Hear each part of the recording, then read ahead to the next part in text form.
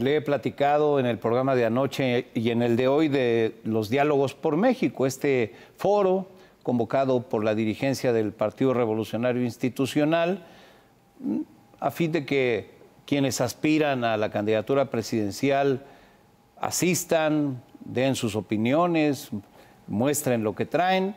Y así estuvieron ayer Alejandro Murat, Beatriz Paredes, aquí le platiqué, Ildefonso Guajardo, José Ángel Gurría, en la pasarela de ayer. Y hoy estuvieron, ya también lo platicábamos, Claudia Ruiz Massieu, Esteban Villegas, que es gobernador de Durango, y Enrique de la Madrid, que hoy está con nosotros. Guillermo, gracias por la oportunidad de platicar contigo y con tu auditorio. Un foro interesante para plantear ideas, para establecer posiciones frente al México que estamos enfrentando. Me parece muy importante, Guillermo, porque creo que son foros que se abren, en este caso fue en el PRI, pero uno sabe cuando se está dirigiendo a ese foro que le estás hablando evidentemente a la militancia, a los priistas, pero también sabes que le estás hablando a los integrantes de otros partidos políticos y sobre todo sabes que le estás hablando a la sociedad, que seguramente la gran mayoría de ellos también no necesariamente se siente identificada con un partido. Un foro donde hay que hablar de los retos, de los problemas del país, pero sobre todo también de las oportunidades, porque tengo la sensación de que los mexicanos ya no requieren más noticias que los agobien. Lo que quieren saber es que un México mejor es posible y bueno, esa es una buena oportunidad para hablar de ese México que sí podemos alcanzar y al cual yo creo que los mexicanos nos merecemos. ¿Cuáles son los retos? A ver, los retos yo creo principalmente hoy en día, en el orden que quieras, es la economía, una economía que no crece, donde ya llevamos 4 años con un crecimiento económico negativo, la población sí crece y por lo mismo hay 4 millones más de pobres. ¿Cuál es el reto? Que la economía crezca. Que además la población de hoy enfrente un aumento de precios generalizados, ¿verdad? En general, pero sobre todo los alimentos. ¿Qué podemos hacer desde un gobierno para que esos precios se contengan? Jóvenes que salen de la escuela, los que tienen acceso a la escuela, y buscan trabajo y les dicen, no te lo doy porque te falta experiencia. Pero también te encuentras gente con más madurez y con más experiencia y le dice, tú te pasas de experiencia y te pasas de edad. Entonces me parece que una economía que no crece, falta de empleo, salarios muy bajos, Guillermo. En México, el salario promedio en México es de 7,500 pesos mensuales. No da, no alcanza. Entonces, primero, economía. El segundo, inseguridad. 132,000 homicidios en lo que va de la administración. 35,000 desaparecidos y 11 mujeres son asesinadas todos los días. Los mexicanos no vivimos asustados, vivimos con pavor. Y como familia, con el miedo de que cuando salen tus hijos y tus hijas vayan a regresar bien. Eso no es vida. Entonces, yo creo que los dos temas fundamentales en los cuales el país necesita un cambio es economía y sobre todo también el tema de seguridad. Oportunidades. Enormes, enormes. ¿Cuáles son? Porque, por ejemplo, Guillermo, están esperando miles de millones de dólares y de pesos entrar al país, pero necesitan un cambio de administración porque esta administración está peleada con los que generan empleos. Certidumbre. Certidumbre, sí, porque tú no inviertes en un país donde el día de mañana te dicen, no, tu contrato ya no vale porque ahora yo digo que ya no vale y lo hago ilegal. Estamos perdiendo millones de inversiones. La otra, no estamos recibiendo inversiones en México porque no somos capaces de proveerles energía eléctrica. En Querétaro, en San Luis Potosí, en Tijuana, me dicen, Enrique, ya no podemos generar más inversiones porque no nos garantizan electricidad. ¿Y cómo no habría electricidad en México si no hubiera la obsesión de que te la tiene que proveer a fuerza una empresa del Estado? Podríamos estar creciendo a tasas significativas. Y la otra, el conflicto de China y Estados Unidos, la invasión de Rusia a Ucrania, la crisis del cambio climático para pasarnos de las energías fósiles a las renovables y el mundo digital, todo eso debiera de estarse traduciendo en inversiones y en empresas en nuestro país y en empleos mejor pagados. Un joven, una persona que tiene 3, 4 años de experiencia en el sector, digamos, de la informática, gana alrededor de 30, 40 mil pesos mensuales. Y si sabe inglés, el triple. Pero el salario promedio en México, 7,500 pesos. Entonces, la oportunidad es montarnos a ese mundo, traer esas inversiones a México, salirnos de la pobreza en la que vivimos y generar un México en paz. Oportunidades todas. Lo que pasa es que muchos no las ven. Hablemos de la incertidumbre en materia de seguridad.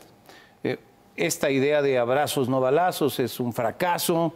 El gobierno ha naufragado en el ataque a la inseguridad, homicidios dolosos que marcan cifras récord, y no se ve por dónde podemos encaminar mejor al país para tener mejores rangos de seguridad. Es decir, como tú dices, vivimos permanentemente temerosos de si nuestros hijos que salieron de casa van a volver sanos y salvos. A ver, ¿y si hay cómo? Lo que pasa es que lo digo con respeto. Este gobierno no lo puede hacer porque incluso nos han dicho que van bien. Entonces ya sabemos que de aquí no va a salir la solución. Varias cosas. Primero, yo creo en una economía activa donde justamente los jóvenes vean una expectativa de que no tienen que recurrir o a la economía informal o a migrar del país o a la delincuencia. Para que tengas un país más seguro, pasa por una economía que crezca. La otra, medidas de prevención contra los delitos. Muchos de los temas surgen en nuestras propias familias, a las cuales tenemos desatendidas. Angie, que entrevisté hace poco y que la atiende una organización que se llama La Cana, que atiende a mujeres que estuvieron privadas de su libertad, me dice: Enrique, si hoy en día no me estuvieran apoyando en esta organización, lo más probable es que volvería a cometer un delito. Entonces necesitamos un Estado, una sociedad que apoye a las familias menos favorecidas, pues para que podamos cuidar a nuestros hijos. Para eso, ¿qué hace una mujer que tiene que trabajar? ¿Dónde deja al hijo? ¿Y sabes dónde acaban muchos de estos jóvenes? En la pandilla de la esquina. Necesitamos también fortalecer policías municipales y estatales. Le pedimos mucho a los policías y les damos muy poco a cambio. Necesitamos también una sociedad que participe más, Guillermo, más, que nos involucremos en la defensa y que nos volvamos vigilantes. Eso ha funcionado en Coahuila, funciona en Querétaro y funciona también en Mérida. Y por último también una política de reinserción social. En México siente uno que manda a la gente a la cárcel y se acabó el problema. Pues no, porque el 30% de los delitos en este país se operan desde las cárceles. ¿Qué quiero transmitir? Que sí hay forma de resolverlo, sí hay manera de atenderlo, y claro que como vamos muy mal. ¿Cómo van a resolver los partidos sus dificultades internas? Bueno, te pregunto, tiene el caso del PRI, pues no es un secreto que Alito genera tempestades adentro del partido, pues no van los presidentes o los expresidentes del PRI a este tipo de eventos que son relevantes. El PAN trae sus propias dificultades, algunos están por ir en alianza, otros no. Pues el PRD es un partido que se ha achicado mucho, en fin. ¿Cómo se va a consolidar, Enrique, te pregunto, un bloque opositor que realmente genere una opción distinta a Morena? Porque pues, el presidente todos los días coloca sus corcholatas, habla de Claudia, habla de Adán Augusto, habla de Marcelo Ebrard, hay un poquito de Ricardo, en fin. Y la oposición, salvo este evento del que ahora hacemos referencia, pareciera un poco echada para atrás. ¿Cómo va la oposición a presentar un frente realmente competitivo rumbo al 2024, según tu opinión? A ver, primero, nuestra única propuesta es que tenemos que hacer propuestas y planteamientos porque nosotros no somos los reyes del cash. O sea, hoy en día muchas de estas figuras del gobierno son tan conocidas y tan destacadas porque son miles de millones de pesos que se están utilizando de recursos públicos para promoverlos. Entonces, me parece que eso los mexicanos, en teoría, deberían de estarlo denunciando. ¿Qué nos toca a nosotros? A nosotros nos toca hacer propuestas de país ambicioso pero viables. Nos toca hacer lo que hicimos estos días, que cada uno de nosotros hable de su visión de país. Porque también lo hacemos, yo lo hago, para poner mis ideas sobre la mesa, pero también para recibir retroalimentación. Yo no tengo toda la verdad, como seguramente nadie la tiene. Y esta historia del México de mañana la tenemos que construir juntos. Sí hay dificultades entre las dirigencias, pero ahorita en la etapa en la que ya estamos es para buscar al próximo candidato o candidata a la presidencia. Y nos toca a muchos también platicar con otros aspirantes de otros partidos y con otros dirigentes para convencerlos de que no podemos más que ir juntos. Va a haber diferencias. Yo sugiero que haya un panel para dirimir diferencias en la alianza, como hay un panel para dirimir diferencias en los temas, por ejemplo, comerciales. Pero que no haya ningún pretexto, que no haya ningún conflicto que nos deje ver que la única alternativa que tenemos como país para no seguir cayendo en esta crisis económica, crisis social, crisis de salud, la única alternativa que tenemos es construir una alianza. ¿Ves una oposición competitiva?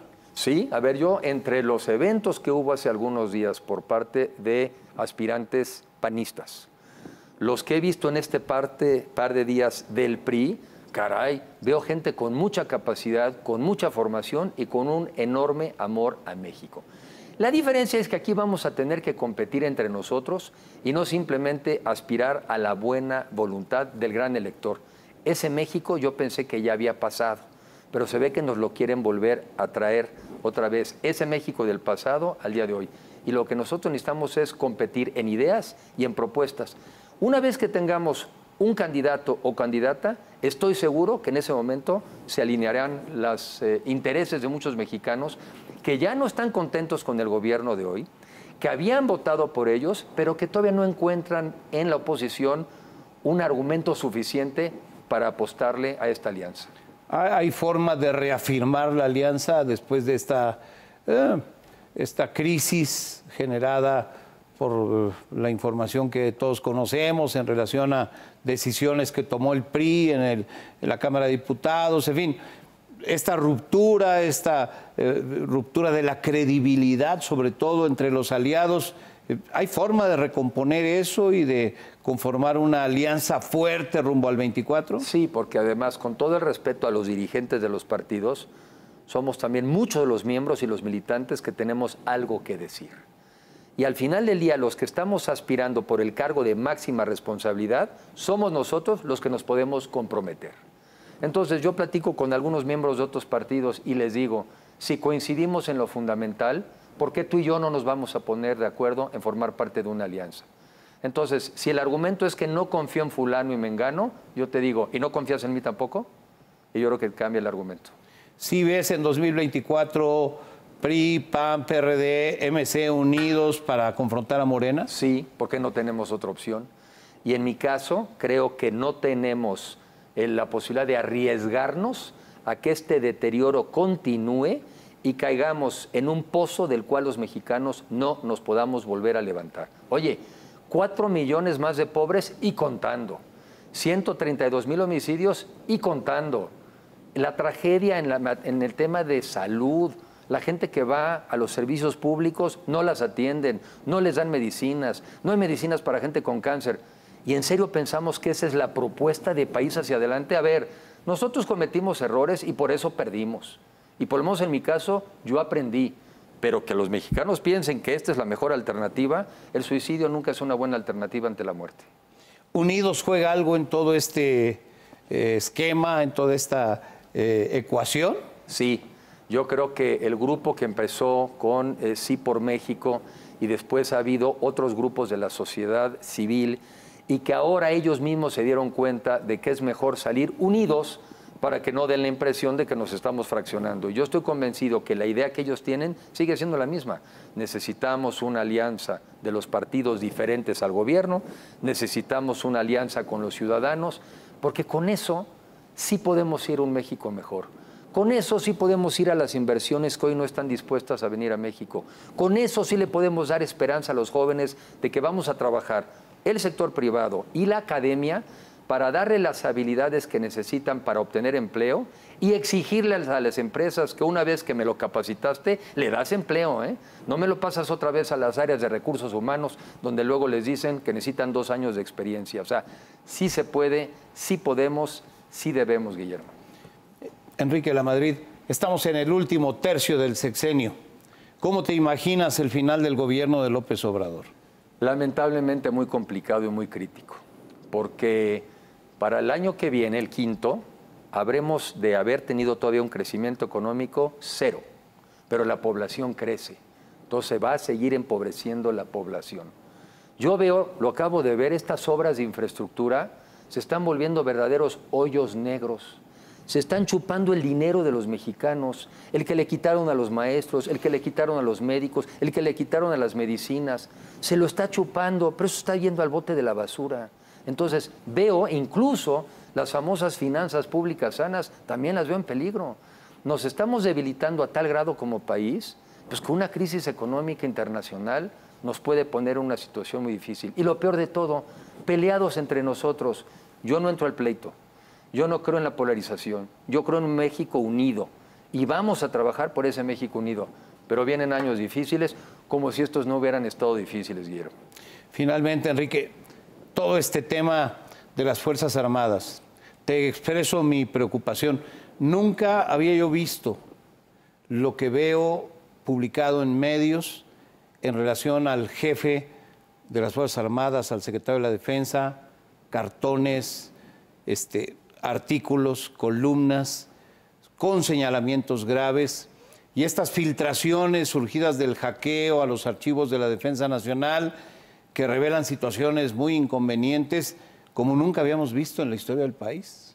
¿Qué opinión tienes de esto que está pasando en relación a las Fuerzas Armadas, que son sin lugar a dudas un pilar en el país? A ver, varias cosas. Yo conozco muy bien a los militares, conozco muy bien a los marinos, desde que hice mi servicio militar, pero después conviví con ellos 7 años todos los días. Los conozco, los respeto, les admiro y les tengo agradecimiento. Pero habiendo dicho eso, estoy en contra de la militarización del país. ¿Cómo que por qué ahora se tienen que poner a hacer aeropuertos cuando teníamos expertos en la Secretaría entonces llamada de Comunicaciones y no han intervenido en la construcción del aeropuerto? ¿Cómo que ahora se ponen a hacer el Tren Maya cuando también hay expertos en temas de trenes y no han intervenido en nada? Ahora son los que también administran las aduanas, administran los puertos, ponen las vacunas. Aquí algo está raro. ¿Por qué quieres que los militares participen tanto? Acabo de venir regresando de Santiago de Chile. El año que entra conmemoran el golpe militar al presidente Allende, ¿sí? Les llevó 30 años salir de la dictadura. Y México tuvo la habilidad durante muchos años de haber pasado de un gobierno de los militares a los civiles. Respeto a los militares, pero no les compete estar en el gobierno civil. Un militar manda y cuando se equivoca vuelve a mandar. Y nosotros en el mundo de los civiles debatimos y enfrentamos y confrontamos. Yo no quiero que alguien me venga a dar órdenes y sobre todo que vengamos a tener un diálogo, tú vestido de traje y alguien aquí con la bayoneta. Nosotros en México no hemos vivido eso y no espero que lo vayamos a vivir. Pues me quedo con eso y el público se queda con eso, con tu idea de país, con tus propuestas, con lo que presentaste ante tus colegas en el PRI y seguiremos platicando porque de aquí al 24 todavía queda un trecho. Falta un trecho largo y sobre todo yo te agradezco como siempre tu disposición y el gusto de platicar con tu auditorio. A seguir platicando, aquí seguiremos. Enrique de la Madrid, gracias, Guillermo, aspirante a la presidencia de la República, muchas gracias. Gracias a ti. Enseguida